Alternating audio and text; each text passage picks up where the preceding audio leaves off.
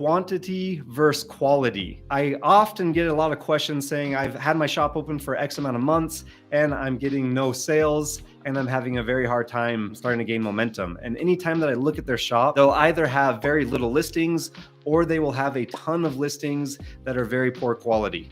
So it's very important to remember anytime you're adding a listing that you are creating a very high quality listing so that buyers will be interested in that specific listing. And things that are included within a high quality listing is one, using very high professional mockup photos. For me personally, I like to purchase all of my mockups off of Etsy. I feel like they stand out and they increase conversion much better than the ones that your print provider will offer. And then another important thing to remember when building a listing is using proven SEO. So you need to be doing your keyword research, figuring out what keywords are ranking specifically for whatever niche you're designing for, and incorporating those in your title and in your tags. I also recommend using all of the characters in your title and you're maximizing your opportunity to be found, as well as making sure that you're using all 13 tags.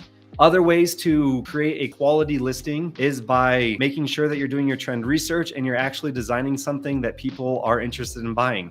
If you're just designing whatever you want, I promise you'll have a very difficult time of succeeding on Etsy. So you have to do your trend research, see what's currently trending, see what color palettes are popular, what graphics are popular, whatever it is that's currently trending, you have to be incorporating that into your store. And as you do so, as well as by adding your own spin on what's trending, you will begin to see momentum happen in your store.